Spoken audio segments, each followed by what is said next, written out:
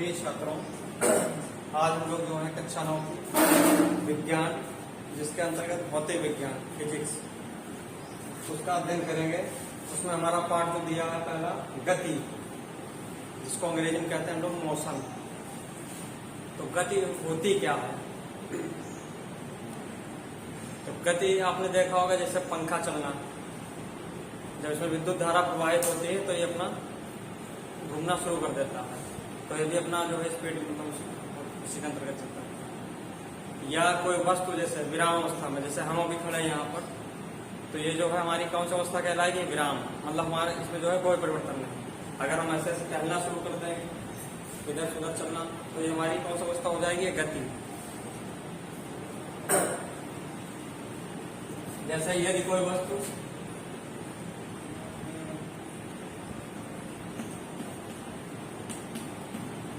वस्तु जो है उसमें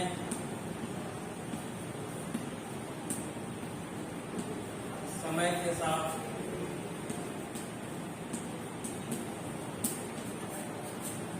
कोई परिवर्तन नहीं होता,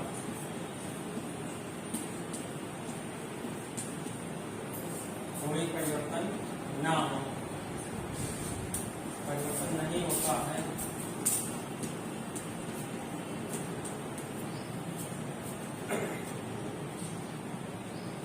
कोई वस्तु है जैसे उसमें समय के साथ साथ कोई अगर परिवर्तन ना हो तो उसे हम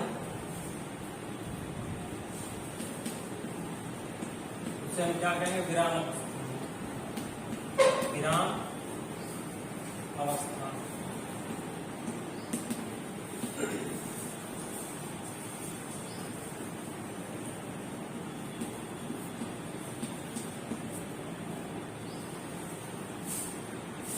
और यदि समय के साथ साथ परिवर्तन हो, यदि समय के साथ साथ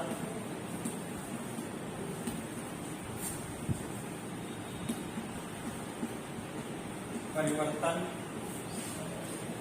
होता है तो उसे गति अवस्था कहते हैं।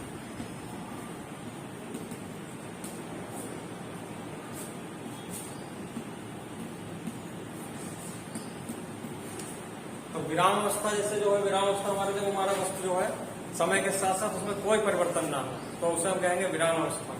और जो समय के साथ साथ परिवर्तन होता है तो उसे हम कहते हैं गति अवस्था। तो विराम अवस्था का एग्जाम्पल अगर लिया जाए,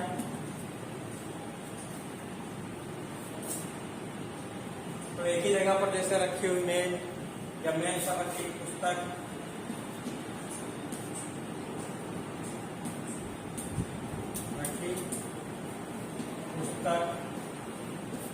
या डस्टर वगैरह या कुछ भी चाक।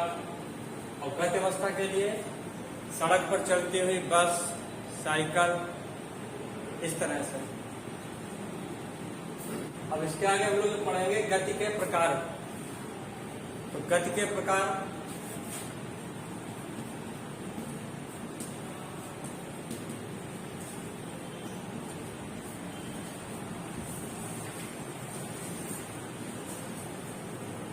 पहले हम लोग गति के प्रकार पढ़ेंगे सरल रेखीय गति। सरल रेखीय गति। तो सरल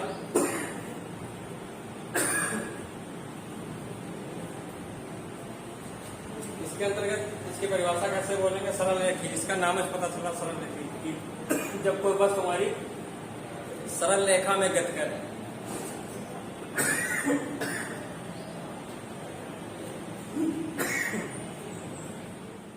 गति के प्रकार में पहला जो है सरल रेखीय गति। सरल रेखीय मतलब सरल रेखा में गति करे। जैसे क्षैतिज सतह या फर्श पर लुढ़कती हुई हमारी गेंद, या ऊपर से गिरता हुआ कोई पत्थर, जैसे चाक वगैरह का गिराया जाए ऊपर से, तो ये भी हमारी कौन सी गति कहलाएगी? सरल रेखीय गति। दूसरी है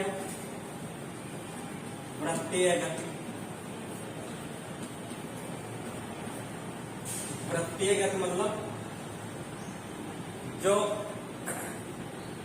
वृत्त के रूप में उसके चारों ओर अपना घूमती रहे। जैसे कोई धागे से अपना पत्थर बांध ले, उसको ऐसे पकड़ के ऐसे नचाया जाए, तो ये हमारी गति कौन सी कहलाएगी? वृत्तीय गति। या घड़ी आपने देखी हुई, तो उसमें हमारी जो है ऐसे ऐसे करके घूमती रहती है, तो ये वृत्तीय गति मतलब।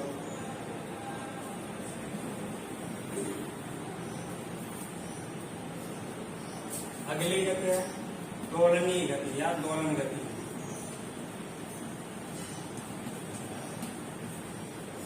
दोलन गति में घड़ी आपने देखी हुई जैसे पेंडुलम वाली घड़ी, जिसमें एक पेंडुलम ऐसा लगा होता है और वो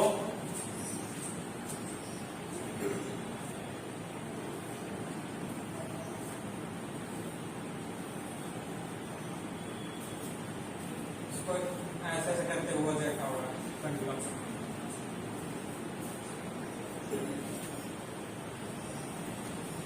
दोलनीय गति या दोलन गति में एक बिंदु के इधर उधर अपना गति करना। अब हम आते हैं दूरी।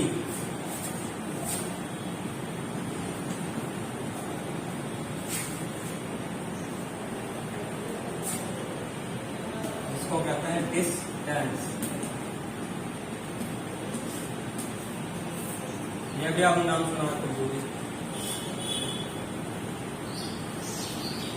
जब कोई गतिशील वस्तु किसी समय में तय किए गए पथ, जब कोई गतिशील वस्तु हमारी क्या करती है? तय किए गए समय में किसी पथ की लंबाई जो होती है, उसी को हम लोग क्या कहते हैं? दूरी।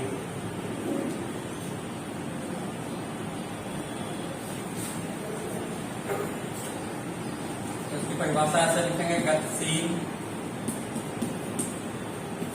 वस्तु द्वारा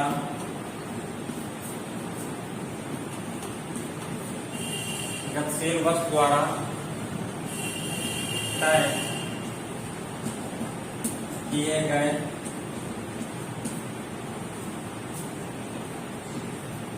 पथ की लंबाई को दूरी कहते हैं।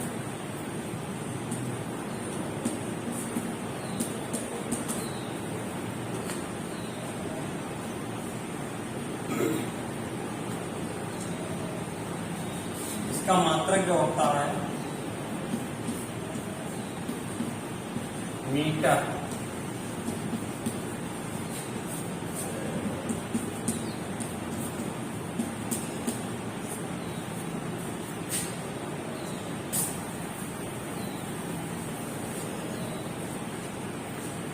जैसे हमारे पास यहाँ पर एक बिंदु ए है और इससे थोड़ी दूर पर एक बिंदु हमारे पास है बी, तो जो हमारा यहाँ से कोई गतिशील वस्तु यहाँ से यहाँ तक जाएगी, तो इसने जो यहाँ से यहाँ तक की दूरी जो है तय की है, उसे हम क्या कहेंगे? पथ की लंबाई जो है वो हमारी क्या कहलाएगी? दूरी। जैसे मान लीजिए दूरी हमारे पास है 10 मीटर, ये हमारा पथ है। तो बिंदु ऐसा बिंदु बी तक जाने के लिए उसने कुछ ना कुछ जो अपना समय खर्च किया, और समय खर्च करने पर उसने कुछ ना कुछ वहां से वहां तक की पथ की लंबाई जो चला, वही हमारा जो है दूरी कन्वर्ट करेगा।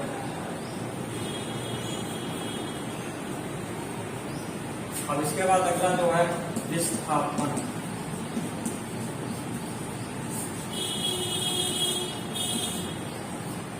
विस्थापन जो है, जैसे पहले आप चले 3 किलोमीटर इधर पूरब की ओर, और फिर ये चले आप इधर 4 किलोमीटर,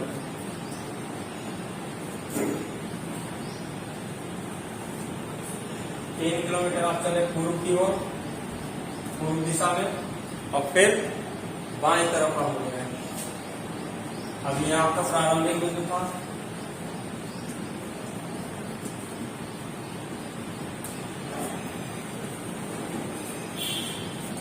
और ये आपका है अंतिम बिंदु।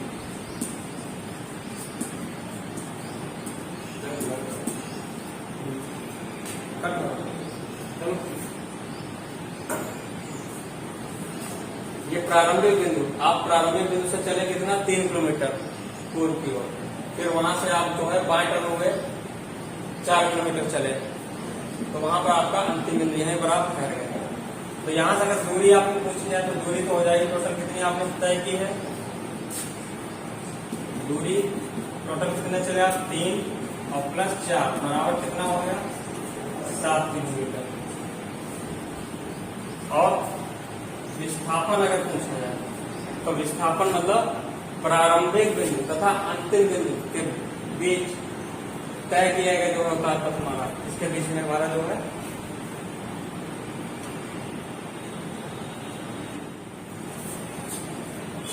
प्रारंभिक तथा अंतिम बिंदु के बीच तय की गई जो दूरी होगी उसके बीच में प्रारंभिक तथा अंतिम स्थितियों के बीच की न्यूनतम दूरी, ये हमारी कहलाएगी विस्थापन।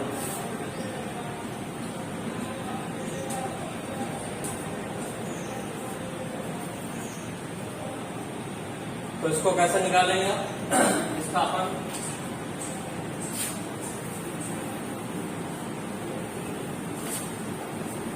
इसके लिए आपने पाइथागोरस प्रमेय पढ़ी होगी, इसके आधार पर अगर इसका नामकरण करें, ये हमारे पास ए है, ये बी है और ये सी है। बिंदु ए से चले 3 किलोमीटर, फिर बिंदु बी से चले सी तक 4 किलोमीटर, तो ए से सी तक मतलब ये हमारा क्या कहलाएगा विस्थापन।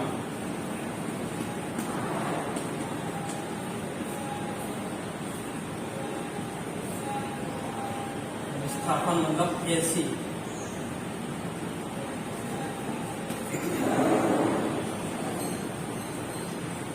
इसके लिए हम पाइथागोरस प्रमेय प्रयोग करेंगे, AC का स्क्वायर बराबर AD का स्क्वायर प्लस BC का स्क्वायर। इसके आधार पर आपका विस्थापन निकलेगा। अगर यहाँ मान रखते हैं हम इसका 3 का स्क्वायर प्लस 4 का स्क्वायर, 3 का वर्ग हुआ 9, 4 का वर्ग हुआ 16, 16 9 25, 25 किसका वर्ग होता है 5 का। तो विस्थापन जो आएगा आपका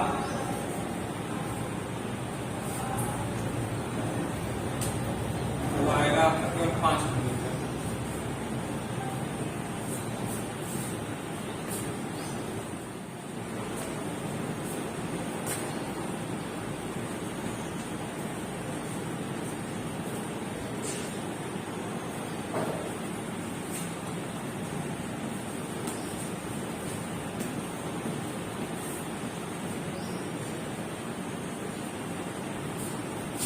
अब हम आते हैं चाल, तो चाल की परिभाषा लिखेंगे गतिशील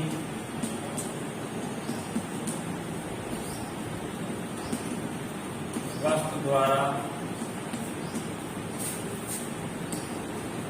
एकांक समय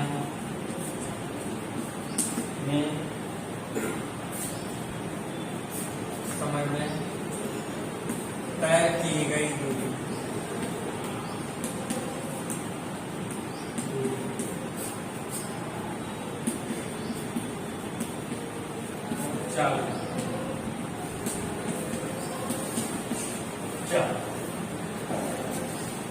मतलब गतिशील वस्तु द्वारा एकांक समय में तय की गई दूरी को ही चाल कहते हैं। चाल आपने जैसे बसों में पीछे लिखा हुआ देखा होगा कि 40 किलोमीटर प्रति घंटा,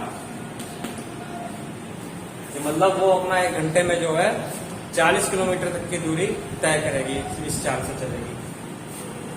किसी में लिखा होता है 60 किलोमीटर प्रति घंटा, किसी में 40, या कहीं कहीं ब्रेकर बना होता है वहां पर लिखा होता है कि इतना 20 किलोमीटर प्रति घंटा, वहां पर आपको 20 की स्पीड करना चाहिए। और फिर चाल में हम लोग आते हैं इसका समान चाल और असमान चाल। इसका मात्रक जो होता है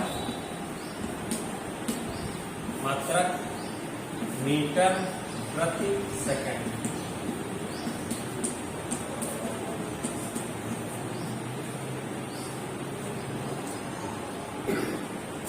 फार्मूला जो होता है इसका चाल बराबर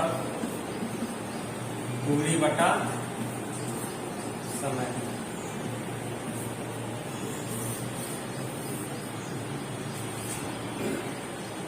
तो गतिशील वस्तु द्वारा एकांक समय में तय की गई दूरी को ही चाल कहते हैं। इसका मात्रक मीटर पर सेकंड। चाल बराबर दूरी बटा समय। फिर आप समान चाल और असमान चाल। समान असमान।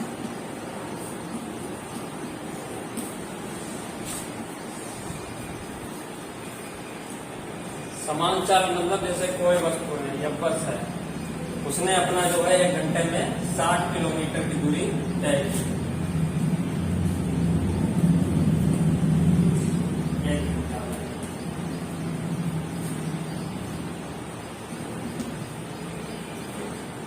फिर उधर से वापस में आया तो फिर अपना 1 घंटे में ही 60 किलोमीटर की दूरी तय किया। तो ये हमारी चाल कौन सी कहलाएगी? समान चाल। मतलब इधर से आप लखनऊ तक गए तो 1 घंटे में आपने तय कर ली, और लखनऊ से वापसी भी आपका 1 घंटे में हो गया, या मैक्सिमम मान लीजिए 2 घंटे लगा तो 2 घंटे में आप पहुंचे। असमान चाल मतलब इधर से तो आप 2 घंटे में चले गए लखनऊ, और वापसी में आपका 3 घंटे लग गया, तो आपका जो है वहां पर असमान चाल कहलाएगी।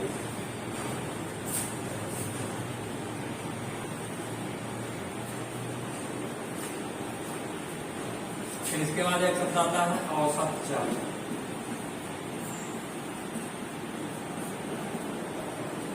औसत चाल मतलब कुल दूरी बटा कुल समय।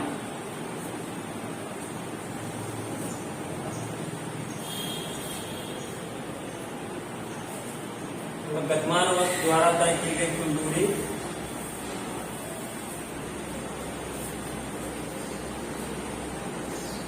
गतिमान वस्तु द्वारा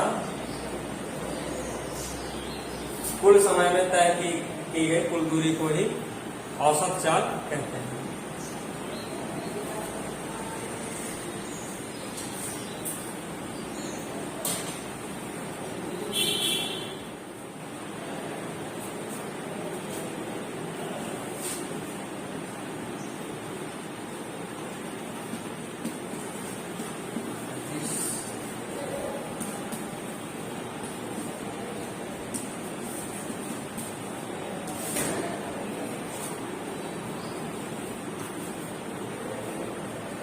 अब हम आते हैं अदिश राशियां। अदिश राशियां मतलब वे भौतिक राशियां जिनको व्यक्त करने के लिए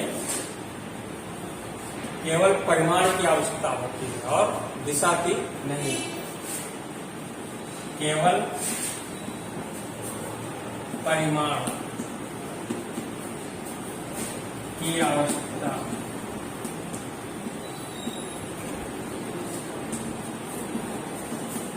होती है,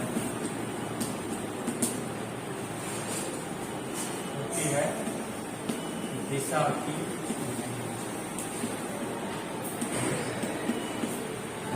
मतलब वे राशियां भौतिक राशियां जिनको व्यक्त करने के लिए केवल परिमाण की आवश्यकता होती है और दिशा की नहीं, उसे हम अदिश राशि कहते हैं।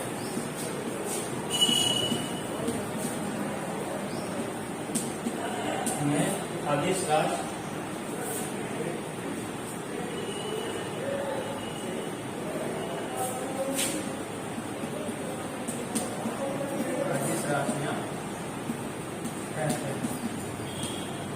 और एग्जाम्पल अदिश राशि हमारे पास जैसे विद्युत धारा,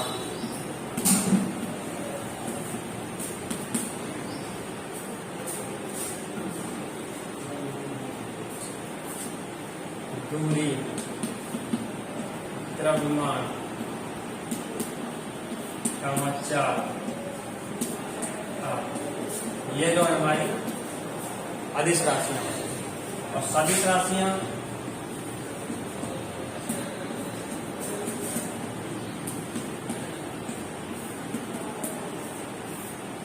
सदिश राशियां मतलब वे भौतिक राशियां जिनको व्यक्त करने के लिए परिमाण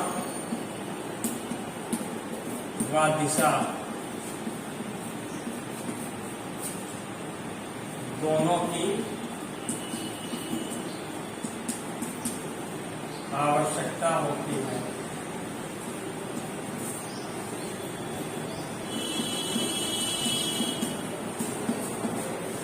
मतलब वे भौतिक राशियां जिनको व्यक्त करने के लिए परिमाण और दिशा दोनों की आवश्यकता होती है उन्हें हम सदिश राशियां कहते हैं।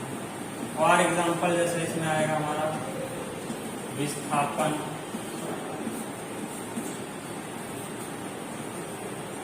बल,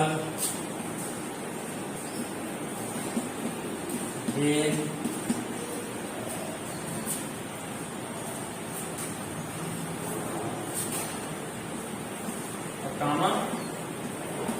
त्वरण।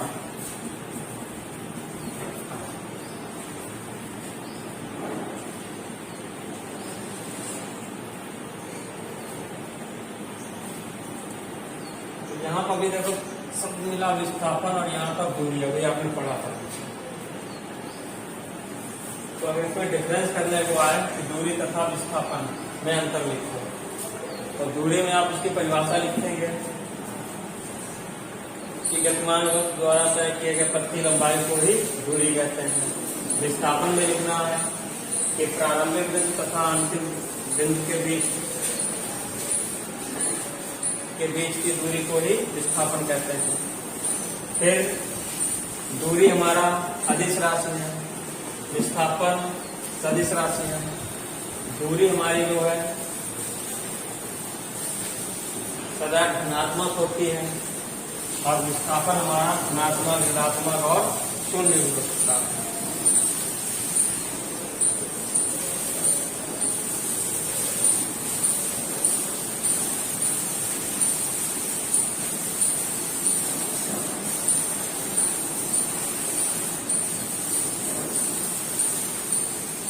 अब हम पढ़ेंगे त्वरण। इसको डिनोट करते हैं स्मॉल लेटर से।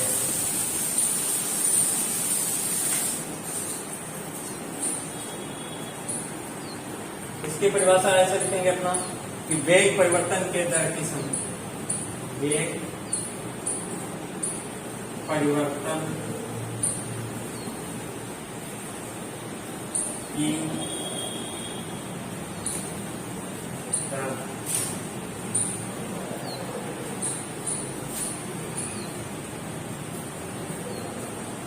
वेग परिवर्तन की दर को त्वरण कहते हैं।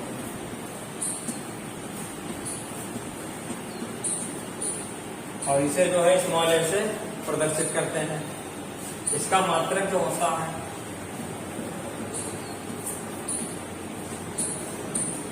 इसका मात्रक मीटर प्रति सेकंड स्क्वायर होता है।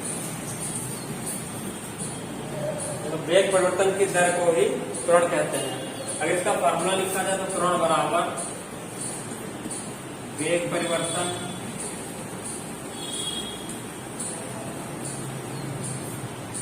बटे समयांतराल।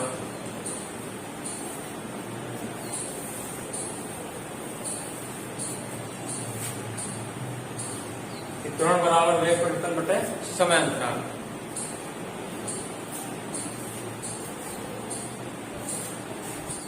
तो त्वरण की परिभाषा इसके बाद हमारा जो आता है धनात्मक त्वरण।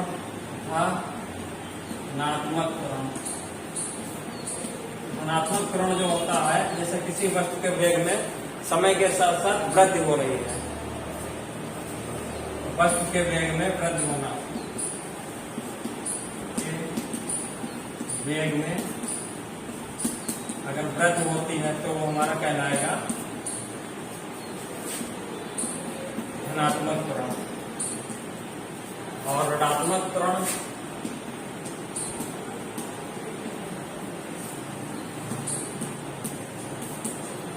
कि वस्तु के वेग में कमी हो रही है, मतलब वस्तु का वेग जो है घट रहा है, तो उसे हम कहेंगे ऋणात्मक त्वरण। जैसे ऊपर से अगर कोई वस्तु नीचे गिराई जाती है तो वहां पर हमारा त्वरण होगा धनात्मक, और नीचे से अगर ऊपर कोई चीज फेंकेंगे तो वहां पर हमारा त्वरण होगा ऋणात्मक। इसे हम मंदन भी कहते हैं, मंदन। ऋणात्मक त्वरणों को जो है मंदन भी कहते हैं। सुने होंगे गति के समीकरण। तो गति के समीकरण जो होते हैं 3 होते हैं। पहला v बराबर नहीं, बस अब लिख दें, इनका नाम बस खत्म बस।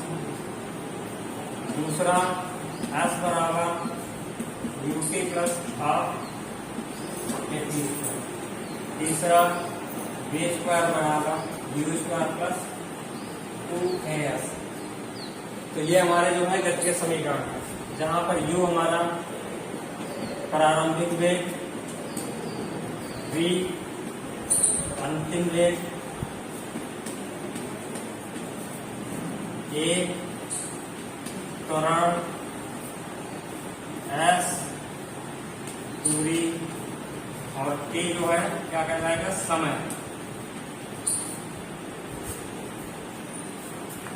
तो ये आपका पहला पार्ट खत्म हो।